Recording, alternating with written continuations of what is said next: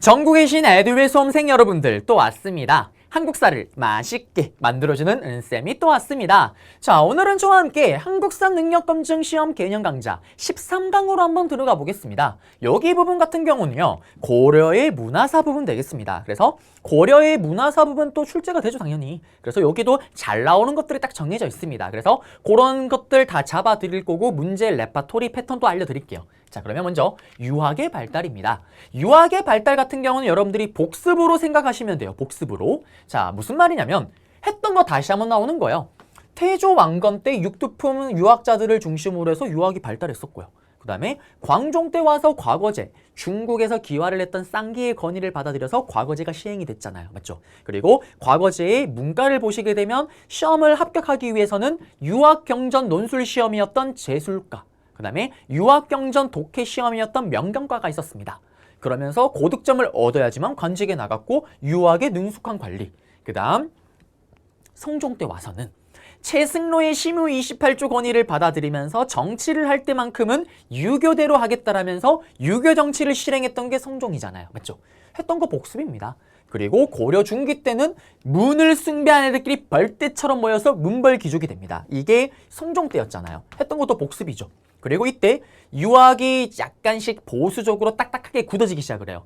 문벌귀족이 오랫동안 권력을 틀어지다 보니 거기 맞춰서 이런 유교 사상도 같이 딱딱하게 굳어집니다.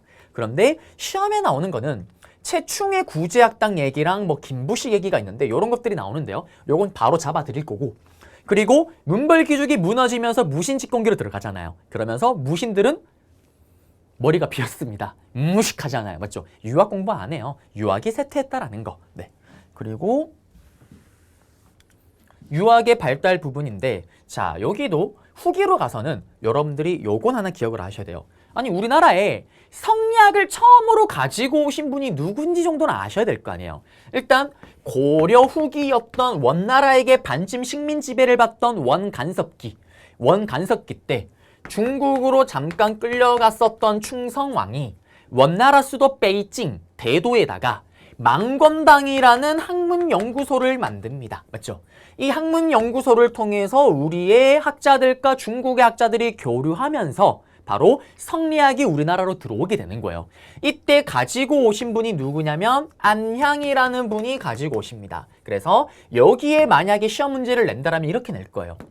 신유학이라고 얘기를 합니다. 신유학을 중국에서 가지고 들어왔대요. 그러면서 이 사람 이름이나 아니면 그 인물의 밑줄을 쫙 꺼버려요.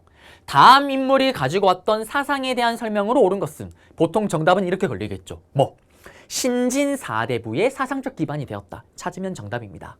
이렇게 들어왔던 성리학은 누가 받아들이죠? 바로 지방에 있던 향리가 받아들이면서 이들이 바로 신진사대부가 됐잖아요. 그리고 이 망건당에서 연구를 하셨던 분 중에 또 누가 있었냐면 이재현이라는 분이 계셨습니다. 여러분들은 심화잖아요. 심화에서는 이재현이라는 인물이 단독 문제로 나오기도 합니다. 충성왕을 따라가서 원나라로 끌려갔을 때 그때 망건당에서 같이 연구를 하고 공부를 했던 아저씨예요. 그러면서 성리학 이해를 심화시켰고 이분이 쓰신 책이 있습니다. 역옹패설이라는 책을 또 썼던 게 바로 이재현이다라는 거. 그리고 나중에 이 성리학을 받아들여서 등장했던 세력인 신진사대부는 당연히 성리학이 사상적 기반이니까 불교의 폐단을 비판했고 건문세족을 깠다라는 거, 이거 했던 거 복습입니다. 맞죠? 그래서 여기 내용 잡아드렸고요. 요 정도는 좀 기억을 좀 해주시고요. 그리고 교육기관 얘기가 있습니다. 일단 여기 교육 부분 또 시험에 너무나도 잘 나오기 때문에 판서로 일단 잡고 들어가겠습니다. 지금 여기 교육기관 얘기를 하려면 우리는 언제로 가야 되냐면 고려 중기로 일단 들어가야 돼요. 그리고 누굴 만나야 되냐면 최충이라는 인물을 만나야 됩니다. 그러면 이 최충이라는 인물이 도대체 어떤 인물이냐? 고려 중기 같으면 일단 최충을 비롯해서 고려 중기의 지배자가 누굽니까? 문벌귀족이죠. 문벌귀족이 집권했던 시기 때 있었던 스토리고 최충 또한 문벌귀족으로 보시면 됩니다. 그러면 이 최충이요, 사실은 지금으로 치면은 20년, 30년 동안 수능만을 출제했던 수능 출제위원이었던 거예요. 수능 출제 베테랑입니다. 근데 은퇴를 한 거예요. 그러니까 고려 시대로 치면은 과거 시험을 수십 년 동안 출제하다가 은퇴를 한 거예요. 그리고 은퇴한 후에 학교를 만듭니다. 그 학교 이름이 뭐냐면 문헌공도라는 학교를 만들어요. 그리고 이거를 똑같은 이름으로 구제학당이라고 얘기를 합니다. 어떤 일이 생길까요? 사람들 심리가 그렇잖아요. 수능 출제위원이 학원을 차린 거예요. 수능 출제위원 베테랑 모든 문제를 찍어줍니다. 사람들이 약간 의심이 되긴 하지만 그래도 모여들겠죠. 채충도 마찬가지예요. 사람들이 이거 맞나 약간 의심이 되긴 하지만 사람들이 구름대처럼 모여듭니다. 그리고 대박 사건이 터져요. 1기 졸업생들이 전원 과거 시험에 합격을 합니다. 대박이 난 거죠. 그럼 이제 어떤 일이 벌어질까요? 사람들이 구름대처럼 모여들기 시작을 하는 거예요. 근데 또 우리나라 특징이 또 어떤 특징이 있어요, 여러분들? 남이 잘 되면 다 따라해요. 최충의 이 문헌공도 구제학당이 대박이 터지니까요. 또 다른 수능 출제위원이 학교를 막 만드는 거예요. 그래서 당시 고려에 수도했던 개경의 사립학교죠. 지금으로 치면 또는 학원입니다. 사립학교 학원이 12개가 만들어지는 거예요. 이거를 합쳐서 뭐라고 얘기를 하냐면 우리는 사학 12도가 융성하였다라고 얘기를 하는 거예요. 자, 시험에 나오게 되면 방금 제가 얘기했던 내용이 여기 제시문에 다 들어가는 거예요. 고려 중기에 문벌귀족이 집권했던 그 시기 때 최충이라는 나치가 문헌공도 구제학당을 만들었는데 이게 융성하면서 사학 12도가 또 융성했다 샬랑샬랑 꿀랑꿍 요렇게 시험 문제 나옵니다. 제시문에 다 줘요. 그래놓고 뭐라고 하냐, 다음 같은 사건이 벌어졌던 시기에 또는 다음 사건의 결과, 영향으로 옳은 것을 했을 때 여기 결과와 영향을 찾아야 되는 거예요. 근데 또 재밌는 게요. 우리가 역사를 배우는 이유가 뭐예요? 역사는 현재를 비추는 거울이라고 얘기를 하잖아요. 이게 무슨 말이냐면 역사는 이렇게 긴 시간 동안 딱 살펴보게 되면 지금 오늘날에 벌어지는 이런 사건들이 역사에도 다 상황만 조금씩 다를 뿐 다 똑같은 사건들이 있었던 거예요. 다 있습니다. 그래서 예전에는 역사학자들이 전부 다 정치를 했던 거예요. 왜? 역사를 쭉 이렇게 보다 보면은 지금 이런 일이 터졌는데 옛날에 이런 일이 또 있었는데 비슷한 일인데 그때는 이렇게 하니까 잘 됐고 이렇게 하니까 망했었네. 그러면 이번엔 이렇게 하면 되겠네. 그래서 원래 역사자가 정치를 했던 거예요. 그러면 돌아가서 이 얘기를 왜 하냐? 역사는 반복입니다. 반복. 지금 일어나고 있는 일이 계속 일어나는 거예요. 자, 오늘날에 우리 흔히 그러잖아요. 공교육이 박살났다라고 얘기를 하잖아요. 공교육이 폭망했다라고 얘기를 하잖아요. 그러면 공교육이 왜 폭망해요? 사교육이 잘 나가니까 공교육이 상대적으로 망가지는 거잖아요. 그러면 사교육이 잘 나가면 항상 국가에서 어떻게 해요? 이거 잡으려고 난리잖아요. 지금 봐요. 어떤 상황이 벌어진 거예요?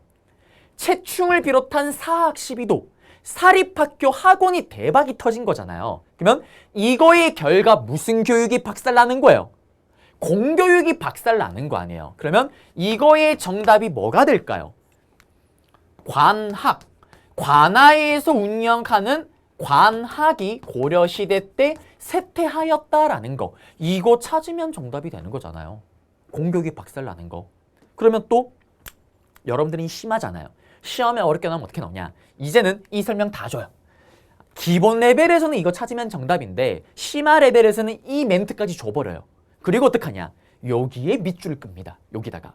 그러면 관학이 쇠퇴했잖아요. 사교육이 뜨면은 당연히 공교육이 박살이 납니다. 그러면 이 공교육을 살리기 위해서 어떻게 국가가 나서야 될 거 아니에요. 관학이 쇠퇴했으면 고려 정부가 나서야 될 거 아니에요. 그러면 이 관학을 살리기 위한 진흥책, 어떻게 이 관학을 푸시 살렸냐라는 게 또 시험 문제에 걸리는 거예요.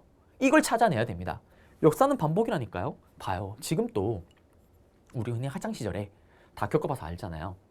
공교육을 살리기 위해서 국가가 펼쳤던 정책 중에 최근에는 정책 중에 제일 성공한 게 뭘까요? EBS 연계교재. EBS 연계교재 때문에 사교육 부담이 좀 줄어든 건 맞잖아요. 제가 왜냐면 그걸 잘하냐면 고등학교 인강 사이트에서 지금 인강을 하고 있잖아요. 인강을 하고 있는데 만약에 EBS 연계교재가 없었더라면 흔히 그러죠. 인강 시장이 더 커졌을 거라고. 그러면 왜 더 커지냐? 여러분들이 지금 저희 인강을 듣고 있잖아요. 고등학교 수업을 듣는 학생들도 저희 인강 듣는 학생들이 많습니다. 그럼 인강을 제 수업을 왜 듣겠어요? 근본적인 이유는 간단해요. 제가 학교 선생님보다는 강의를 잘하기 때문에. 학교 선생님들 중에 저보다 수업 잘하시는 분들 있겠죠. 그런 학생들은 제 수업 들을 필요가 없겠죠. 안 듣고 있겠죠. 학교 선생님들도 수업을 잘합니다. 그리고 제 수업의 특징이 뭐냐? 잘 찍어요. 정말 귀신같이 잘 찍습니다. 지금 제가 이거 하는 거 시험에 나오는 레파토리 패턴 얘기하잖아요. 허투루 얘기하는 거 아니에요. 실제로 최근 치러졌던 20회 문제를 다 분석해서 머릿속에 넣어서 멘트를 다 쳐서 얘기를 주는 거예요. 이렇게 나온다고 레파토리 패턴대로. 실제로 기출문제 푸시면 다 풀릴 거예요. 그렇게. 왜냐면 제가 말하는 거에서 안 벗어나니까. 그리고 제가 실제로 고등 한국사를 지금 인강을 찍고 있는데요. 수능 한국사가 필수가 된 이래로 제가 만든 문제풀이 강좌와 제가 만든 파이널 문제 강좌에서 단 한 번도 문제가 삐껴나간 적이 없습니다. 100% 적중이에요. 근데 왜 아무도 사람들이 모르냐? 인기가 없기 때문에 수강생이 없어서 모를 뿐이에요. 지금 또 제 사이트, 인강 사이트 들어가서 보시면 공지사항에 다 적중률을 공지시켰어요. 이거는 거짓말을 못 칩니다. 거짓말을 치면요. 국가가 나한테 뭘 하는 게 아니라 타 사이트, 인강 사이트에서 나한테 소송을 걸어요. 거짓말했다고. 팩트입니다. 그러면 돌아가서 이때도 마찬가지예요. 아무리 관악을 푸시를 해도 EBS 연계교재를 뭐든 하긴 해도 사교육이 완전히 죽진 않잖아요. 마찬가지예요. 안 죽습니다. 못 잡아요. 그렇지만 이때 노력을 한다라는 게 중요한 거고 어떤 노력을 했는지가 이제 정답으로 걸리는 건데 이때 화폐를 많이 만들었던 우리 숙종 때 일단 서적포라는 걸 만들어요. 이게 어떤 거냐면 학교를 공교육으로 안 오잖아요. 그러니까 어떻게 하냐면 학교를 입학을 하면은 책을 줘요. 안 옵니다. 책 주면 뭐 하는데? 과거 시험 합격을 못 하는데 안 오는 거예요. 그리고 또 다음 왕이었던 그 다음에 시간이 흘러서 이제 또 인종이라는 인종 저는 예종으로 가야죠. 예종이라는 왕이 있었는데요. 이 예종이랑 왕 때는 어떻게 하냐? 구제학당을 벤치마킹해요. 그래서 칠제라는 걸 만듭니다. 고려의 관학이 기읍 국자감이잖아요. 국자감의 칠제를 만드는 거예요. 이게 무슨 말이냐면 제가 수능을 말아먹고 재수를 해봐서 알아요. 재수를 하게 되면 어떤 일이 벌어지냐면 수능에 나오는 것만 학원에서 가르치잖아요. 아시죠? 학교는 미술, 음악도 다 시험도 치고 배우잖아요. 근데 그게 수능에 나오진 않잖아요. 그것처럼 문헌공도 구제학당은 딱 과거에 나오는 과목만 가르쳤던 거예요. 그거 벤치마킹합니다. 예종 때 칠제를 만들어요. 근데 사람들이 오지 않습니다. 왜? 강의력이 여기가 너무 산 거예요. 귀신같이 찍어냅니다. 그 다음에 또 양현고라는 걸 만들어요. 요거는 심지어는 학교를 넣어줘. 장학금을 줘요. 근데 또 안 갑니다. 왜? 장학금 주면 뭐 하는데? 합격을 못 하는데 안 가요. 그 다음에 선지로 나오진 않지만 천영각, 보문각이라는 걸 만들어요. 요 각이 뭐냐면 지금으로 치면은 공부할 수 있는 강당, 독서실 같은 거 만들어준 거로 보시면 됩니다. 그렇지만 선지로 나온 적은 없습니다. 넘어가시면 되고요. 그리고 나서 인종 때 어떤 일이 생기냐? 인종 때는 이 칠제를 더 엑기스만 추려서 가르칩니다. 경사육학이라는 거를 설치를 해서 요걸 중심으로 집중교육시키는 거예요. 그럼에도 불구하고 공교육은 사교육을 잡지를 못합니다. 지금이랑 똑같잖아요. 아무리 공교육, EBS, 연계교재 뭐 어쩌고 열심히 노력해도 사교육을 완벽하게 잡지는 못하잖아요. 그거랑 똑같은 상황이 벌어지고 있는 거죠. 그러면 다시 정리를 해볼게요. 시험에 나오면은 이거 물어보고 제시문 다 주고 쉽게 나오면 관악이 세타였다. 그러면 요거 비추 끊고 이 세태를 극복하기 위한 국가의 정책으로 옳은 것을 했을 때 서적포를 설치하였다. 칠제를 설치하였다. 양원고를 뭐 설치하였다, 시행하였다. 경사육학으로 뭐 정비하였다. 뭐 이런 걸 찾게 되면은 정답이 되는 겁니다. 자, 그러면 PPT로 들어가 볼게요. PPT로 들어가시게 되면요. 에듀윌 유료 회원만의 특별한 서비스.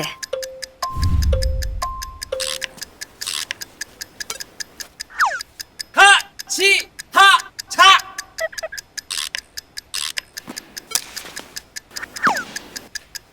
하치하차 정답! 같이 하자 친구야 에듀윌 유료 회원!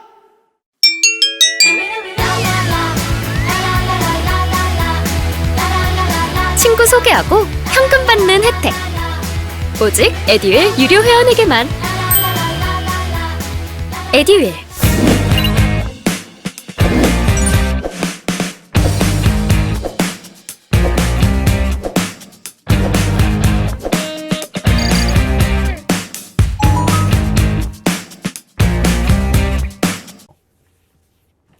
관악은 국자감이었고요. 그리고 사학에는 최충의 구제학당 입고로 똑같은 말입니다. 문홍공도. 12개 학교. 이걸 포함해서 12개 학교가 크게 융성을 하죠. 사학 12도. 그러면서 관학, 국자감이 위축하는 거예요. 이거를 살려보기 위한 진흥책이 또 정답으로 걸립니다. 심화에서는. 그러면서 여기 서적포, 그 다음에 칠제, 양형고, 그리고 아까 얘기했던 천년각, 보문각, 선지로 들어간 적은 없지만 그냥 공부할 수 있는 공간을 만들어줬다라는 거고, 독서실 같은 거요. 경사, 육학을 중심으로 또 교육제도를 정비했던 게 관학진흥책입니다. 여기까지가 여기에 맞선 관학진흥책이고, 공민학은 고려 후기잖아요. 이건 별개로 봐야 돼요. 별개로 봐야 됩니다. 그래서 성균관을 순수 유교 교육기관으로 개편했대요. 이거 기억나세요? 이렇게 개편을 해서 신진 사대부가 들어올 수 있게끔 세팅을 했던 겁니다. 그리고 지방에는 향촌사회인 향교, 향촌사회 학교인 향교가 있었고, 성종 때 12목의 경학박사, 유학경전을 마스터한 박사님을 보냈고, 그 다음에 의사, 의학박사를 파견했다라는 거. 그래서 여기까지 해서 우리는 교육기관까지 한번 잡아드렸습니다. 넘어가시면 이제 역사책이에요. 자, 역사책은 시험에 나오는 게 정해져 있습니다. 뭐 삼국사기와 삼국유사 구분하는 거, 비교하는 거. 그 다음에 여기 고려 후기 때 쓰여졌던 책들의 공통점이 있어요. 그걸 아냐 모르냐, 그게 문제가 나오는 거예요. 그럼 다시 돌아가서 먼저 고려 왕조실록과 칠대실록, 슬프게도 없어요. 지금 현재 전해지는 게 없습니다. 그래서 좀 아쉽죠. 저만 아쉬운 것 같아요. 여러분들은 별로 안 아쉽습니다. 역사학자들에게는 이게 있었으면 참 좋았을 거예요. 왜냐면 이게 없기 때문에 우리가 고려 역사를 제대로 알지를 못하는 거예요. 자, 조선이랑 고려랑 둘 다 500년 비슷합니다. 근데 여러분들이 한국사 교과서든 아니면 모든 한국사 교재나 보시게 되면은 고려 곱하기 2가 조선이잖아요. 맞죠? 그 이유는 조선 왕조실록을 비롯해서 여러 기록이 있기 때문에 우리가 그렇게 빵빵하게 쓸 수가 있는 거예요. 그래서 없기 때문에 이런 거고, 만약에 이게 있었다라면 지금 여러분들이 공부하는 고려사가 거의 곱하기 2가 되겠죠, 양이. 여러분들한테는 럭키지만 저나 이런 역사 전문가들 입장에서는 좀 아쉬운 부분이죠. 자, 그러면서 삼국사기와 삼국유사를 구분해야 되는데 요거는 판서로 먼저 잡아드릴게요. 자, 가시게 되면 먼저 삼국사기와 삼국유사인데요. 일단 쓰여진 시기부터가 달라요. 삼국사기 같은 경우는 문벌귀족이 집권했던 시기, 고려 중기입니다. 그 다음에 삼국유사가 쓰여졌던 시기는 검문세족이 집권하고 있던 원간섭기예요. 그리고 삼국사기는 기억나세요? 제가 앞에서 계속 얘기를 했잖아요. 책이 사기예요. 뭐가 없습니까? 당군 신하가 없어요. 당군 신하가 없어요. 쓴 사람은 이런 부식부식 덩어리, 이런 부식부식 덩어리. 김부식 아찌가 쓴 당군 신하가 엄성형, 그래서 책이 사기예요. 삼국사기에는 당군 신하가 없었고 김부식 아찌가 썼습니다. 김부식 아찌는요, 기억나세요? 문벌귀족의 대표 주자였잖아요. 이자겸의 난을 계기로 이자겸이 몰락하고 그 자리를 메꾼 게 김부식입니다. 그리고 나서 묘청의 난이 터졌잖아요. 이 묘청의 난이 진압되고 나서 이자겸의 난과 묘청의 난 둘 다 겪었던 인종이 김부식에게 명령을 내려서 왕의 명령으로 쓴 책이 삼국사기입니다. 그러면 이 책의 가장 큰 특징은 뭐냐? 현존, 지금까지 남아있는 책 중에 최고, 이게 넘버원이라는 게 아니고 가장 오래된 역사책, 역사서가 바로 삼국사기입니다. 그래서 우리가 알고 있는 고구려 백제 신라의 모든 역사는 이 책을 기반으로 서술이 됩니다. 여러분들이 나중에 역사 전문가는 아니면 역사 박사님 되겠다, 역사 전공을 했다, 그런 분들도 아시긴 하죠. 고대사를 연구하거나 논문을 쓰려면 기본이 삼국사기예요. 삼국사기를 달달달달달달 원문을 봐야 됩니다. 그래서 제가 고대사를 전공하지 않았던 거예요. 한문이 너무 싫더라고요. 자, 삼국사기 현존하는 최고의 역사책입니다. 그리고 김부식이 왕의 명령을 받았었기 때문에 정말 전통 있는 양식으로 서술합니다. 기전책. 전통 있는 양식. 진짜 그 전통은 아니고요. 이게 뭐냐면 기가요, 본기예요, 본기. 역사책의 핵심입니다. 삼국사기의 핵심은 뭐냐면 본기와 열전이라는 거예요. 열전. 본기는 뭐냐면 왕들의 역사, 고구려 백제 신라 왕들의 역사. 그리고 열전은 뭐냐면 김유신전, 이런 것처럼 위인전기를 얘기를 하는 거예요. 그러면서 과거의 역사, 맞죠? 여기 단군 신화는 빠졌습니다. 삼한 내용도 빠졌어요. 고대부터 해서 통일신라까지의 내용을 담은 게 바로 삼국사기입니다. 그러면 시험에 나면 어떻게 나오냐? 여기 중에 몇 개 힌트 주고 다음 책에 대한 설명으로 옳은 것을 했을 때 나머지를 찾으면 정답이고요. 또는 삼국사기를 다 주고 설명 다 주고 다음과 같은 책이 편찬되었던 나라의 문화유산으로 옳은 것을 했을 때 조금 이따 배우겠지만 뭐 직지심체요절, 상정고금예문 이런 것들 찾으면 정답이 됩니다. 그 다음에 또 여러분들은 심하잖아요. 시험에 나오면 두 개를 같이 물어봐요. 삼국사기를 가, 삼국유사를 나라고 합니다. 가와 나에 대한 설명을 옳은 것을 했을 때 여러분들이 두 개를 비교할 수 있어야 되는 거예요. 자, 그러면 삼국유사입니다. 삼국유사는요. 이런 스님이 쓰셨고요. 스님이 쓰시다 보니 어떤 내용이 들어갈까요? 당연히 여기는 불교적인 내용이 들어가겠죠. 여기는 유교적인 내용이고요. 김부식은요. 그리고 김부식은 무슨 계승을 보여줍니까? 우리 앞에 몇 청이나 또 봤지만 신라 계승의식을 보여줬습니다. 맞죠? 그리고 이런 스님은 스님이니까 불교적인 내용으로 당연히 서술을 하시는 거고 불교적인 내용이 들어가는 거고요. 스님이다 보니 온 동네를 돌아다니면서 어떤 얘기를 들었을까요? 옛날 옛적에 호랑이 담배 피던 시절에 그러면서 우리가 흔히 야사라고 얘기를 하죠. 야산이 설화 같은 것들이 빵빵하게 들어갔던 게 바로 삼국유사입니다. 그리고 삼국유사가 우리나라 최초로 단군 신화를 실어 넣은 책이라고 제가 고조선 할 때 얘기를 했었습니다. 맞죠? 삼국사기가 아니라 삼국유사에서 처음으로 단군 신화 내용이 들어갔습니다. 맞죠?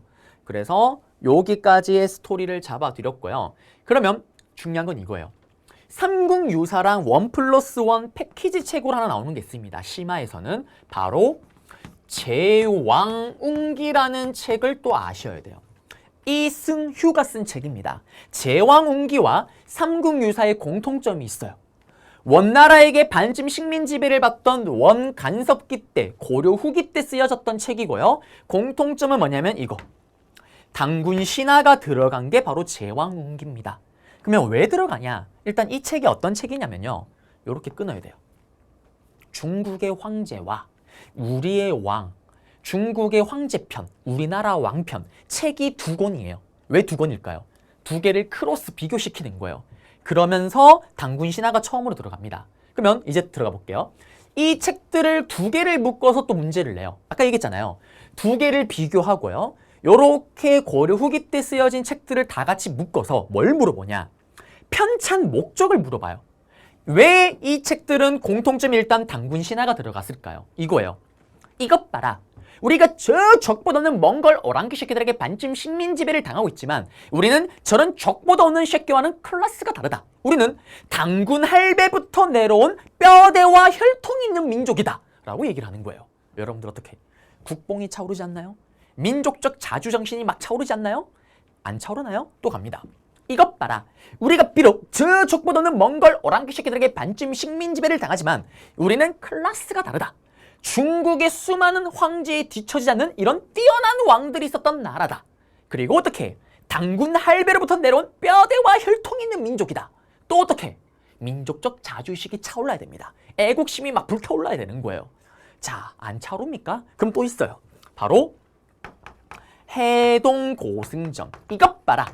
우리가 비록 저 적보다 없는 몽골 오랑캐식들에게 반쯤 식민 지배를 당하지만 우리는 바다 동쪽에 이렇게 뛰어난 승려가 있던 나라다. 저런 애들과 클래스가 다르다.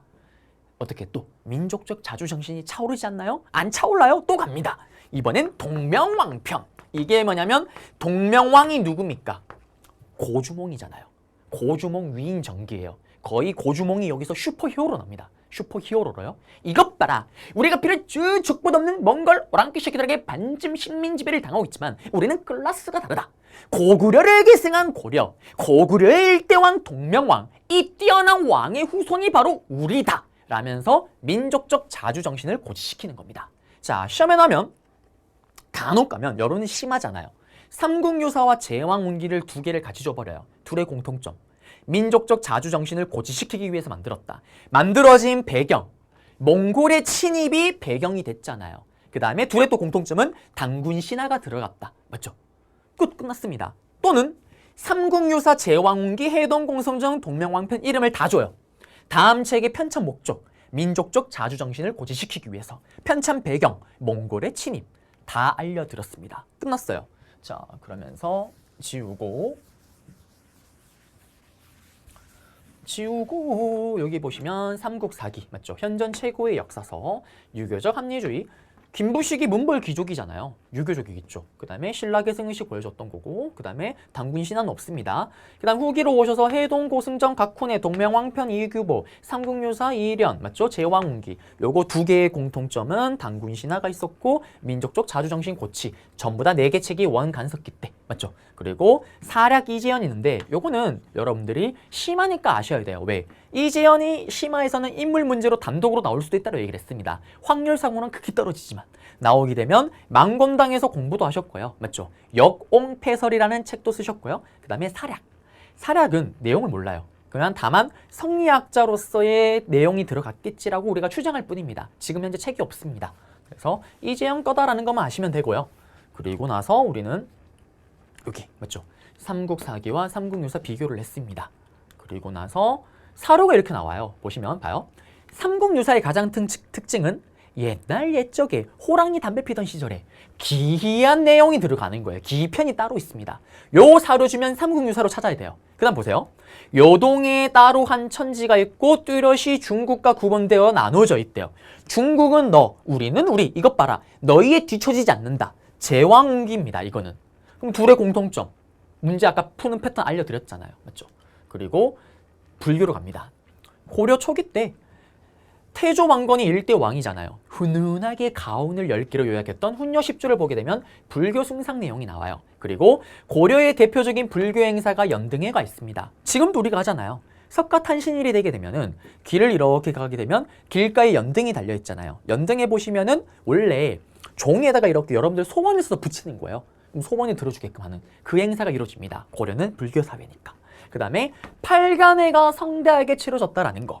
요 팔간회는 고려 시대의 파티의 축제 퍼레이드입니다. 국가에서 주도를 하는. 불교 행사만 하는 게 아니라 여기에 보면 산신, 용신, 산지, 천지에 있는 신들 다 모십니다. 그리고 온 국민이 같이 노는 파티예요. 그래서 이 파티에 맞춰서 또 외국 상인들이 물건 팔러 옵니다. 성대하게 이루어졌다라는 거고, 그 다음에 기억나세요? 고려시대 광종 때 과거제. 그러면서 고려는 조선과 다르게 무가 대신에 뭐가 있었다? 승가가 있었다라 얘기를 했었고요. 맞죠? 그 다음에 좀 이따 보겠지만 국사제도, 왕사제도라는 게 있습니다. 이게 뭐냐면 승려들 중에 정말 뛰어난 승려들은 세상을 떠나시면 나라를 위한 큰 스승, 국사라는 칭호를 주고요. 또 왕의 스승인 경우는 왕사라는 칭호를 주기도 합니다. 그리고 광종 고려 초기 때죠. 균녀의 화엄정이 성행하기도 했다라는 거고, 성종 때 와서는 유교 정치 들어가면서 연등회와 팔간회를 중지시키고 약간 불교가 쇠퇴하기도 합니다.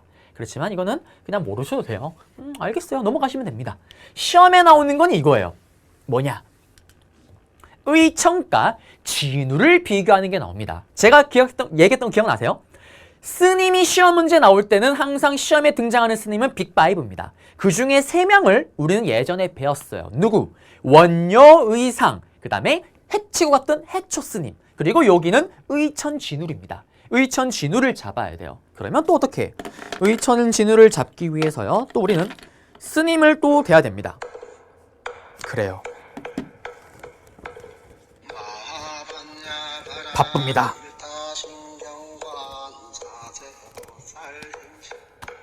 그래요. 또 되었습니다. 스님이에요.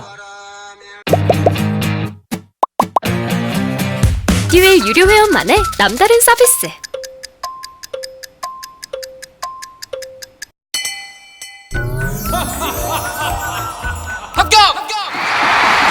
합격하고 돈도 받는 혜택. 오직 에듀윌 유료 회원에게만. 에듀윌.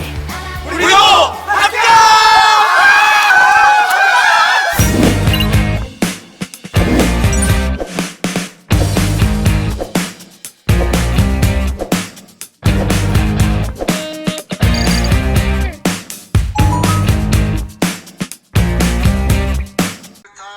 밀타심경 마음이 안식이 됩니다. 자, 그러면 이제 의천과 진우를 한번 들어가 볼게요. 자, 옆으로 또 판서로 먼저 한번 가볼게요. 우리는 의천과 진우를 잡아야 돼요. 맞죠? 둘의 공통점과 차이점이 몇 개가 있는데 우리 신라하대 때 기억나세요? 신라하대 때 선종이 크게 유행했잖아요. 종파 중에. 그 다음에 또 원래부터 있었던 뭡니까?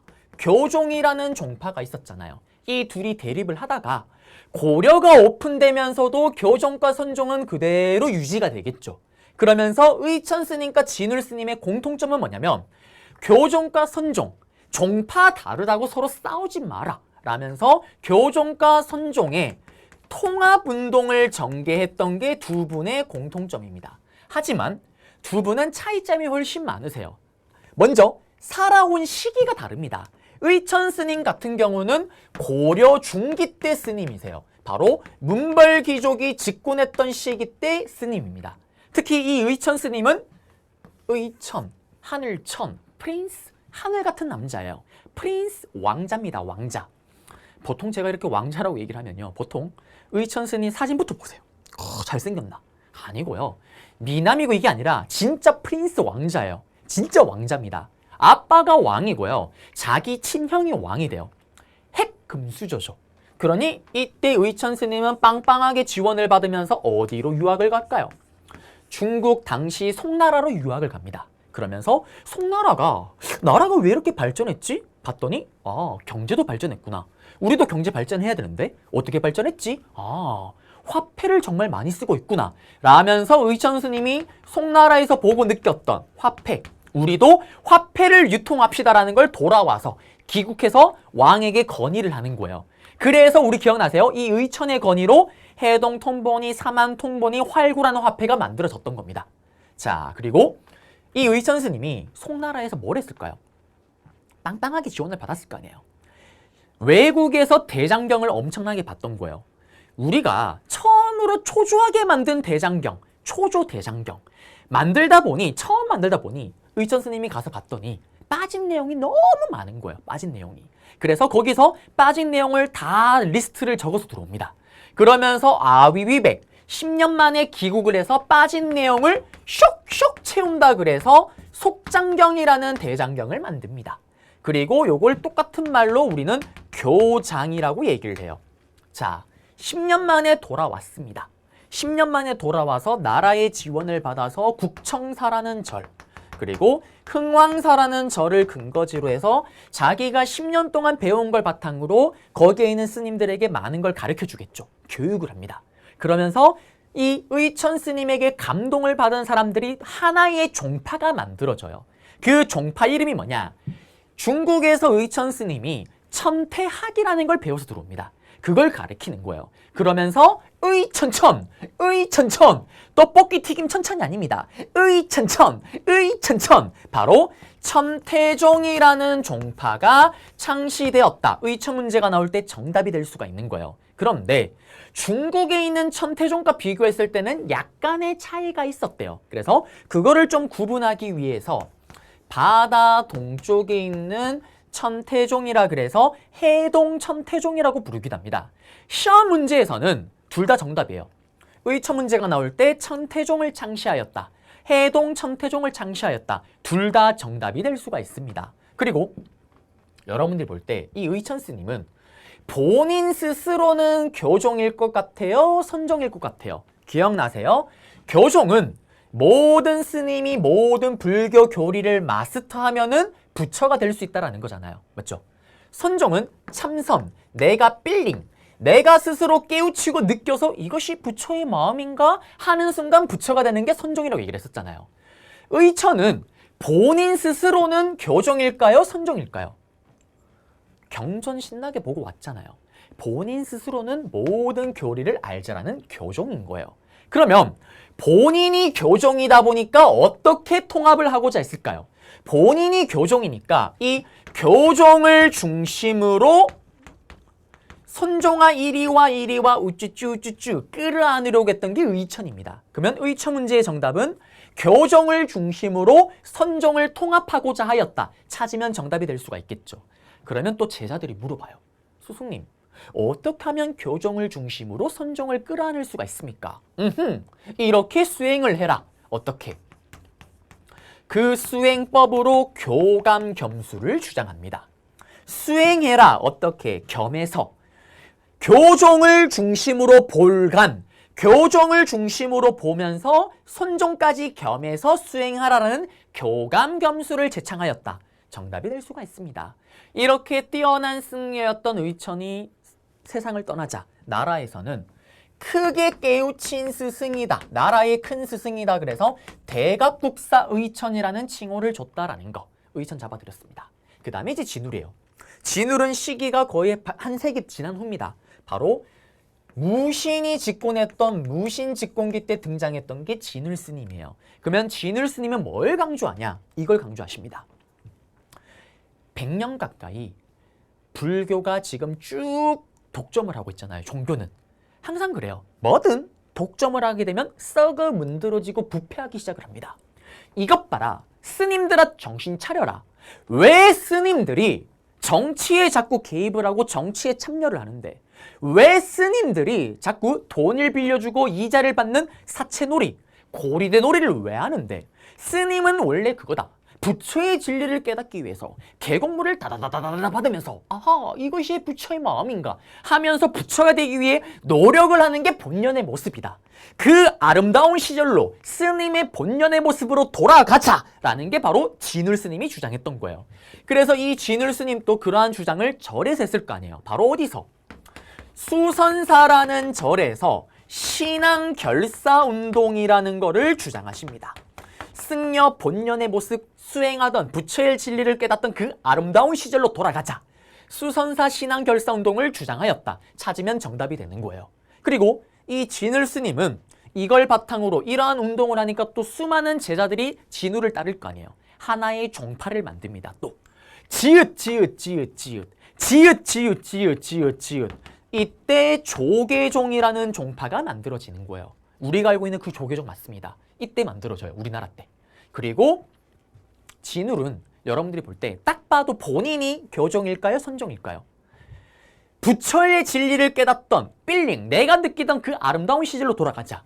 본인이 선종인 거예요. 경전 얘기 안 하잖아요. 본인이 선종입니다. 그러면 통합운동을 어떻게 전개를 할까요? 의천과 반대겠죠. 자기가 선종이니까 어떻게? 이번에는 선종을 중심으로 어떻게? 교종아 이리와 우쭈쭈 끌어안으려고 했던 게 진울입니다. 그러면 진울의 정답은 선종을 중심으로 교종을 통합하고자 하였다라는 것 찾으면 정답이에요. 그러면 또 제자들이 물어보겠죠. 스승님 어떻게 하면 선종을 중심으로 교종을 끌어안을 수가 있습니까? 이렇게 얘기를 합니다. 이렇게 하면 된단다. 첫 번째, 정해쌍수. 정신 집중해서 지혜롭게 한 쌍으로 수행을 해라. 정신 집중해서 지혜롭게. 이거는 불교 경전에 있는 거예요? 아니죠. 내가 필링, 내가 느껴서 들어가는 거잖아요. 아하, 정신 집중 지혜롭게 내가 하는 거잖아요.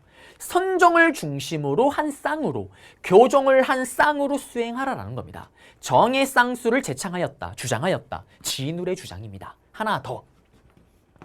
도노 점수가 있습니다. 도노 점수는 뭐냐면 점진적으로 수행을 해라. 점점 점진적으로 점수 쌓듯이. 어떻게? 단박에 돈 깨달을 오. 부처의 진리를 깨닫는 거는 단박에 깨달을 수가 있다. 근데 까먹을 수가 있죠. 그러니까 안 까먹기 위해서 점진적으로 계속 수행을 하라라는 거예요. 이게 무슨 말이냐? 여러분들이 그런 얘기 많이 듣잖아요. 무슨 과목 때? 저도 해봐서 알아요. 수학 강의나 아니면 수학 학원을 가게 되면 또는 학교에서 수학 선생님이 제일 많이 하시는 말씀이 뭐예요? 이렇게 문제를 막 풀어주십니다. 맞죠? 그리고 여러분들 지금 제가 풀어주는 문제 이거 집에 가셔서 아니면 지금 당장 풀어봐야 됩니다. 지금 풀지 않으면 이거는 여러분들께 되지 않습니다. 라고 얘기를 해요. 맞죠? 그런 얘기가 정말 귀에 피가 나도록 듣습니다. 저도 많이 들었어요. 근데 어떻게 싫어 뭐 다 이해되는데 별거 없네. 그리고 정말 혼자 풀면 어떤 일이 벌어져요? 어이가 없습니다. 안 풀려. 하나도 안 풀립니다. 맞죠? 그러면서 울적한 마음에 수학을 포기하게 되면서 어떻게 수포자의 길로 가게 되는 아름다운 모습이 벌어지는 거예요. 그 얘기예요. 깨닫는 거는 수학 문제 볼 때도 순간적으로 깨닫잖아요. 이렇게 풀면 되네. 깨닫는 거는 단박에 깨달을 수가 있지만 까먹을 수가 있죠. 그러니 어떻게 까먹지 않도록 점진적으로 계속 수행하라는 겁니다. 요거는 둘 다 뭐 다 진울에 대한 내용이죠. 이러한 진울 스님 또 돌아가신 후에 나라의 큰 스승이라는 국사 칭호를 받으세요. 무슨 국사? 보조국사라는 칭호를 받으십니다. 시험에 나오면 어떻게 나올까요?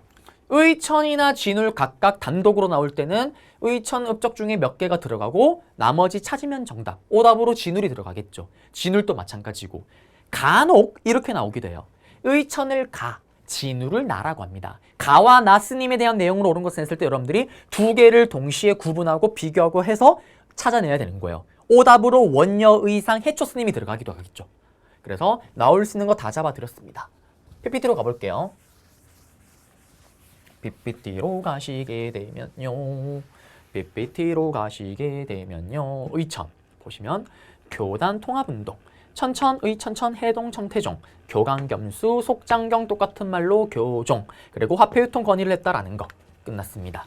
그리고 진울 스님 보시면 무신의 지원을 받았고요. 그 다음에 수선사 결사운동, 송광사를 중심으로 했고요. 수선사랑 절도 마찬가지고, 그 다음에 정해쌍수, 도노점수 제창, 보조국사 진울 끝났습니다. 그리고 요새와 해심 같은 경우는 단독으로 정답 문제로 나오진 않아요. 오답 선지로 들어가요. 요새는 천태종 계열에서 일어났던 신앙 결사 운동입니다.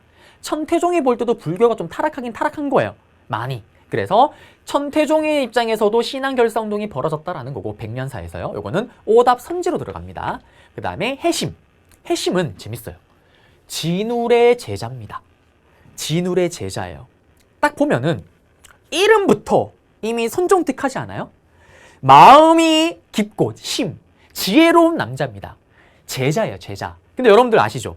역사에 제자가 이렇게 등장할 때는 딱 두 가지입니다. 첫 번째, 스승을 뛰어넘는 거예요. 우리가 흔히 말하는 청출어람이죠. 두 번째, 스승님의 뒤통수를 제대로 때렸을 때 통수를 친다라고 얘기를 하죠. 그때 이 해심 스님은 전자입니다. 전자. 스승님이 선종을 중심으로 교종을 끌어안고자 했던 불교 통합운동을 했다라면 제자였던 해심은 더 나아가는 거예요. 더 큽니다. 스케일이. 알고 봤더니 유학과 불교가 같더라. 유불일치설을 주장합니다. 그러면서 고려에 성리학이 들어갈 수 있는 기반을 만들어준 게 해심입니다. 그리고 그 이후에 불교가 너무 폐단이 심해지고요. 그러니까 신진사대부가 불교를 비판하죠. 그리고 보우의 임재종 같은 사람들이 보우가 임재종을 바탕으로 교단 정비를 했지만 실패로 끝났다라는 건데 나온 적 없습니다. 넘어가시면 돼요, 그냥. 그래서 가장 어려워하는 불교 부분 다 잡아드렸고요. 그리고 대장경입니다. 대장경은 했던 거 복습이에요. 보시면 기억나세요? 거란을 무찌르기 위해서 초조하게 만들었던 초조 대장경. 맞죠? 그런데 이게 언제? 몽골의 침입 때 파이어 불탑니다. 그러면서 이걸 제조판한 게 제조대장경 8만 대장경이고, 여기 사이에 초조대장경이 불타기 전에 누가? 중국에 유학을 갔던 우리 프린스 왕자님 의천이 어머나 빠진 내용이 너무 많네? 그러면서 중국에서 빠진 내용을 파악하고 신편 제종 교장 총록을 간행합니다. 그리고 속속속 빠진 걸 채우는 속장경 입구로 교장을 만들고요. 교정 도감을 설치하고 교장을 만들었다라는 건데, 교장 입구로 속장경이 의천이구나 아시면 되는 거고요. 그리고 첫째, 합격에 최적화된 강의입니다. 시험에 나오는 문제 유형, 답도 정해져 있습니다.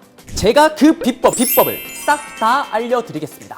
둘째, 복습까지 책임을 지는 강의입니다. 한 번의 강의에서 두 번을 정리하면서 여러분들의 완벽한 이해를 돕겠습니다. 셋째, 완벽한 재미를 보장하는 강의입니다. 지루한 강의는 가라. 한국 인간 역사상 이런 강의는 없었다. 바로 소품 한국사! 여러분들에게 완벽한 재미를 선사해드리겠습니다. 의천이 이거 만든 후에 몽골의 침입이 시작이 됩니다. 그러면서 파이어 불타자 했던 거 복습입니다. 최후 때 맞죠? 대장도감을 설치하고 8만 대장경을 만들기 시작을 했습니다. 그래서 8만자가 있는 거고 오탈자가 거의 없다라고 얘기를 하죠. 그리고 이 대장경을 이렇게 세로로 쌓으면은 백두산 높이에 이르른다고 얘기를 합니다. 대단한 유물 문화지입니다. 그리고 넘어가시면 도교와 풍수지리설 중요한 거 없어요. 도교 사상 예전에 삼국시대 때 얘기 다 했던 거고요. 풍수지리설은 여기서 하나만 잡자라면 풍수지리설 때문에 일어났던 운동이 있습니다. 뭡니까? 묘청의 서경천도 운동. 묘청의 서경천도 운동의 사상적 기반이 풍수지리설이었다라는 거. 끝났습니다. 넘어갈게요. 그리고 과학기술이에요. 자, 여기는 제가 별표 몇 개 쳐드릴 건데 이러한 것들이 고려시대구나라는 것만 아시면 돼요. 그러면 조선시대 문화사 문제가 나올 때 그게 오답 선지로 들어가겠죠. 걸러내면 되고 또 반대로 조선시대 때 배우는 게 고려시대 문제가 나올 때는 오답으로 들어가겠죠. 걸러내야 됩니다. 먼저 과학기술을 보시게 되면 사천대, 별자리 계산하는 사천대, 역법으로는 달력을 만드는 선명력, 수시력, 대통령 되고 넘어가시면 되고요. 요거 중요합니다. 향약 구급방. 나중에 여러분들이 조선시대 가서 또 배울 건데 세종대왕 때 향촌사회 약을 가지고 모든 걸 집대성에서 만든 처방전이 있습니다. 향촌사회 약으로 만들 수 있는 향약 집성방. 이게 조선시대라면 향약 구급방, 그 앞 단계죠. 구급 환자를 구하기 위한 처방전이 들어갔던 우리나라 약으로 만드는 향약 구급방은 고려시대구나라는 것만 아시면 돼요. 끝났습니다. 그 다음에 태의감이라는 부서에서 뭐 의학 교육을 했고요. 의사들이 치는 시험인 의과를 시행했다라는 건데 중요한 거 아니고요. 요건 중요합니다. 시험에 단독으로 나와요. 문화재 문제로 단독으로. 자, 고려시대 때는 금속 활자가 엄청난 기술력을 보유하고 있었고 이걸 찍은 책들이 많았다라고 얘기를 합니다. 금속으로 된 거를 찍어서 대량으로 책을 찍어내는 거잖아요. 그러면 유럽보다도 수백 년이 빨랐는데 이 금속 활자로 찍은 책 중에 가장 먼저 찍었다라는 책이 뭐냐면 상정고금 예문이에요. 1, 2, 3, 4년에. 근데 슬프게도 이 금속 활자로 찍은 책 중에 가장 오래된 책이라는 상정고금 예문은 지금 현존하지는 않습니다. 시험 문제 나오면 어떻게 나올까요? 고려시대 때 금속 활자로 찍어진 책인데 가장 먼저 최초로 찍은 책이래요. 상정고금 예문 찾으면 정답이죠. 그렇지만 전해지진 않는 거고, 그럼 반대로 전해지는 것 중에 금속 활자로 찍은 책 중에 가장 오래된 게 뭐냐면 시험에 단독으로 나옵니다. 직지심체요절이죠. 청주 흥덕사에서 만들어졌습니다. 지금 현재 가장 오래된 거 설명 다 주고 직지심체요절 찾으면 정답입니다. 그리고 두 개 다 고려시대 문화재구나라는 것도 아셔야 되는 거예요. 그리고 화통도감. 요거는 제가 앞에 강의 때 얘기를 했습니다. 고려 후기에 뭐 좀 해보려고 하면 왜구가 쳐들어오잖아요. 그래서 제일 좋은 게 뭐냐?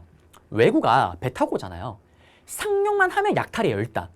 그래서 상륙하기 전에 바다에서 박살내는 게 제일 좋습니다. 채무선이요. 중국에게 울며 겨자식으로 매달리면서 겨우 화약과 화포 만드는 기술을 배웁니다. 그러면서 화통도감이라는 기구를 만들어서 이걸 만들어내는 거죠. 그리고 채무선이 직접 진포에 가서 왜구를 박살내는 진포대첩을 이끌기도 했다라는 거. 요거 고려시대 스토리다라는 거 아시면 됩니다. 그리고 건축문화가 있어요. 자, 요거는 좀 심화로 나올 때 나오는 건데 여러분은 심하죠. 심하니까 해야 됩니다. 한번 가볼게요. 주심포 양식과 배열림 기둥이 고려 초기구나라는 거 아셔야 되고요. 고려에 있었던 독특한 건축 문화구나라는 것도 아셔야 되고 주심포 양식으로 만들어진 건물을 아셔야 돼요. 치졸하게 문제 나올 때 이걸 알아야지 풉니다. 그리고 좀 이따 보겠지만 다포 양식이 있어요. 고려 후기 때 유행했던. 이 다포 양식에 해당되는 응징전 이런 것들이 주심포 양식 설명했을 때 오답 건물로 들어가는 거예요. 걸러내야 되는 겁니다. 맞죠? 자, 그러면 먼저 주심포 양식과 다포 양식이 뭔지를 알아야 돼요. 판수로 볼게요.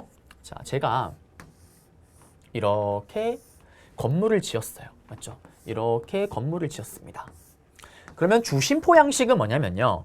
주심포가 기둥 중심에 포를 하나를 둔다라는 거예요. 요 포가 공포라고 얘기를 해요. 그러면 공포는 뭐냐면 지붕과 기둥 사이에 여기를 공포라고 얘기를 합니다. 그래서 주심포 양식은 기둥의 중심에 해당되는 기둥에 포를 하나씩 이렇게 두는 거예요. 자, 그런데 보세요. 미술학적으로 봤을 때 왠지 모르게 이렇게 딱 두면은 뭔가 불안해 보이지 않아요? 이렇게 툭 건드리면 왠지 모르게 수수깡이 부서지듯 부러질 것 같잖아요. 그래서 안정감을 주기 위해서 주심포 양식의 원플 원, 배흘림 기둥 양식이 등장을 해요. 배를 흘리는 거예요. 이 양식은 여러분들이 집에 가면 볼 수가 있습니다. 집에 가시면 여러분들 아버지께서 보통 뭐 하고 계세요? 저희 아버지는 뭐 할지 저는 알아요. 집에 가면 100% 거실의 소파에 마치 소파와 호련일체입니다. 소파와 한문처럼 이렇게 누워서 맞죠? 정말 영혼 없는 눈빛으로 리모컨을 이렇게 돌리고 계실 거예요. 맞죠? 아마 여러분들 집도 보통 그러지 않을까 싶은데요. 가셔서 어떻게 이렇게 소파에 누워 계시는 아버지의 옷 티셔츠를 들춰보세요. 그러면 어떨까요? 배가 이변이 없는 한 배가 정말 빵빵할 거예요. 배를 둥둥둥둥 두드리면 북소리도 날 겁니다. 맞죠? 그게 바로 배울림 기둥이에요. 기둥이 어떻게 배가 이렇게 아버지 배처럼 뽕냥한 거예요. 건드려 이렇게 흘리는 겁니다. 그럼 여기가 이렇게 빵빵하니까 툭 건드려도 부러지지 않을 것 같잖아요.